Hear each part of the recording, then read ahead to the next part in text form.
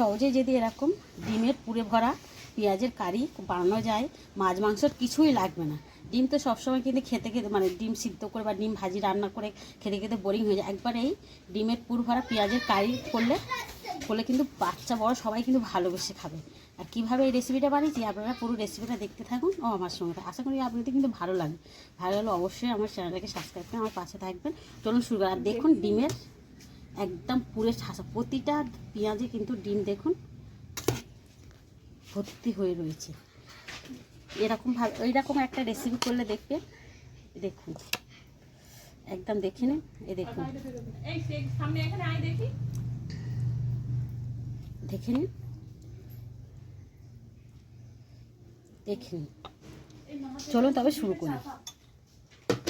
বন্ধুরা, আজকে আমি আমার পরিবারে রান্না করব দেখুন ডিমের পুর ভরা পেঁয়াজের কারি। তার জন্য দেখুন এখানে আমি 4টে ডিম নিয়েছি আর কিছুটা আমি পেঁয়াজ নিয়েছি। ডিমটা সাইডে রেখে দিলাম, দিয়ে পেঁয়াজগুলো আমি ছাড়িয়ে নেব। এই মুখগুলো কেটে নিচ্ছি।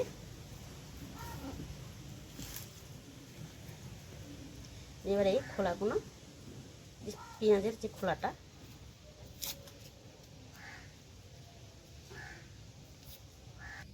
দেখুন পেঁয়াজগুলো ছাড়িয়ে নিয়েছি আর দুদিকের মুখটা কিন্তু কেটে নিয়েছি। এবার যে এই মুখটা একটু নিচের দিকে রেখে দিই, ওপরে যে মুখটা আছে এই মুখটা দিয়ে ভিতরে পেঁয়াজগুলো আমি আস্তে আস্তে বার করে নেব।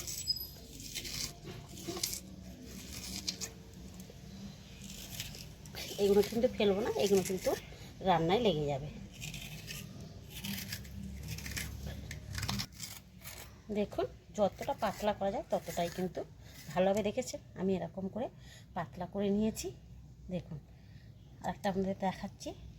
দেখুন এই যে এই মুখটা কিন্তু এদিকটা করলে হবে না, যে এদিকটা পেঁয়াজটা একটা চামচ দিয়ে যে কোনো ছুরি দিয়েও করতে পারেন। আর এই রেসিপিটা কিন্তু খুব সুন্দর লাগে। মাছ মাংস না থাকলে ডিম সবসময় খেতে ভালো লাগে না, কিন্তু এরমভাবে একবার ডিমের পুর দিয়ে পেঁয়াজের কারি করে দেখবেন, খুবই কিন্তু ভালো লাগবে। দেখুন পেঁয়াজগুলো আমার সব কটা কিন্তু খোল ছাড়ানো হয়ে গিয়েছে। এবারে যে বাদবাকি পেঁয়াজগুলো আমি একটু বেটে নেব। দেখুন পেঁয়াজগুলো আমি কিন্তু একদম একটু বাটেনি, আদা বাটা করে নিয়েছি। এবারে এদিকে দেখুন এই পেঁয়াজটাও রেডি করে নিয়েছি। এবার এই ডিম 4টে এখানে একটা বাটি নিয়েছি, এই বাটির মধ্যে ডিম 4টে আমি ফাটিয়ে নেব।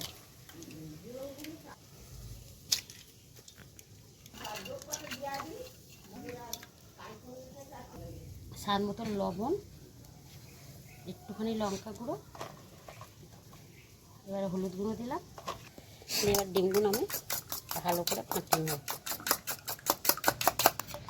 দেখুন এখানে ডিমটা আমার ভালো করে ফাটা হয়ে গিয়েছে। এবার এই ডিমের এই পেঁয়াজের মধ্যে ফাটাটা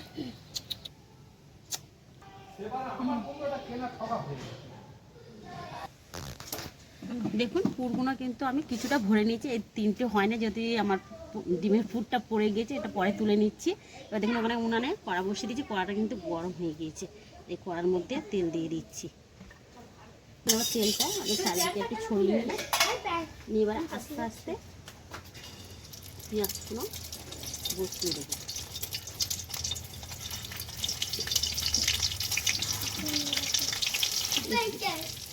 দেখুন এখানে ভরে দিয়েছি, দিয়ে এবার আমি একটু হালকা করে কিন্তু ডালটা দিতে হবে। এবার ঢাকা দিয়ে দেবো, যেহেতু পেঁয়াজটা এবং কাঁচা রয়েছে। দেখুন আপনাদের কিন্তু 5 মিনিট পরে আমি দেখাচ্ছি। জালটা কিন্তু একদম আস্তে করে দেখুন পুরোটা ডিম কিন্তু পেঁয়াজের মধ্যে সিদ্ধ হয়ে গেছে। এবার আমি একটু উল্টে পাল্টে, এখানে দেখুন পেঁয়াজগুলো সব ভাজা হয়ে গেছে। দুবার করে আমি কিন্তু ভিজে নিয়েছি। দেখেছেন কত সুন্দর লাগছে দেখুন। এবার আমি তুলে নিচ্ছি সব কটা। দেখুন একদম কিন্তু দিয়ে পুরো ফাঁকা রয়েছে। দেখুন পেঁয়াজগুলো আমি তুলে নিয়েছি, পেঁয়াজ ডিমগুলো। এবারে মধ্যে দেবো রসুন থেতো করা। রসুনটা ভাজা হয়ে গেছে হালকা করে। যে পেঁয়াজগুলো আমি থেতো করে রেখে দিয়েছি ওই পেঁয়াজগুলো সব দিয়ে দেবো। দেখুন এখানে পেঁয়াজ রসুনটা ভাজা হয়ে গেছে। এবার আগে থেকে রাখা এটা দুটো ছোটো ছোটো টমেটো পেস্ট করে নিয়েছি, টমেটো পেস্টটা দিয়ে দিলাম। এখানে পেঁয়াজের সাথে আমি কষে নিলাম, এখানে দিলাম দেখুন আদা বাটা 1 চামচের কিন্তু একটু বেশি দিয়েছি, স্বাদ মতন লবণ, 1/2 চামচের মতন হলুদ গুঁড়া, 1 চামচের মতন লঙ্কা গুঁড়ো।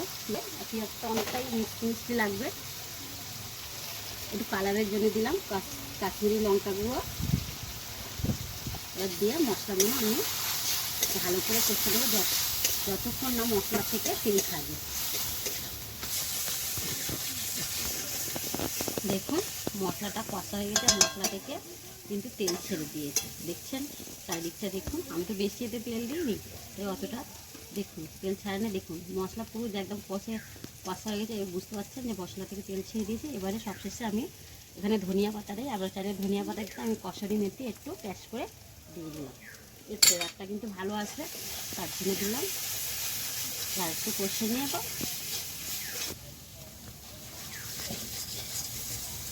দেখুন মশলাটা কষা হয়ে গিয়েছে, এবার আমি জল দিয়ে দেবো পরিমাণ মতো।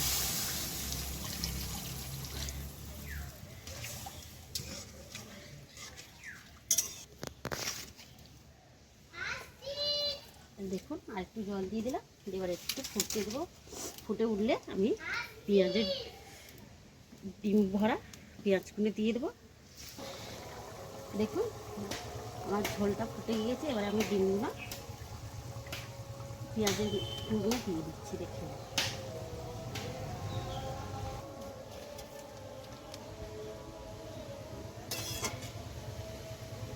আর একটু 5 মিনিটের মতন ফুটে নেব, নিলে একদম রেডি হয়ে যাবে।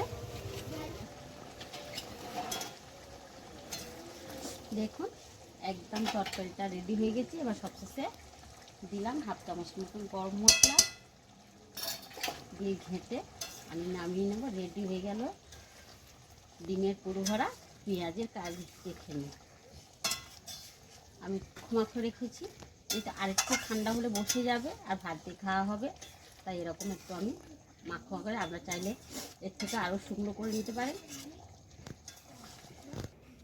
দেখুন একদম রেডি হয়ে গেছে ডিমের পুরে ভরা পেঁয়াজের কারি। আপনাদের একটা কেটেও দেখাচ্ছি কতটা, দেখুন ডিমের পুরে ঠাসা, গরম তো নাহলে হাত দিয়ে কেটে দেখাতে পারতাম।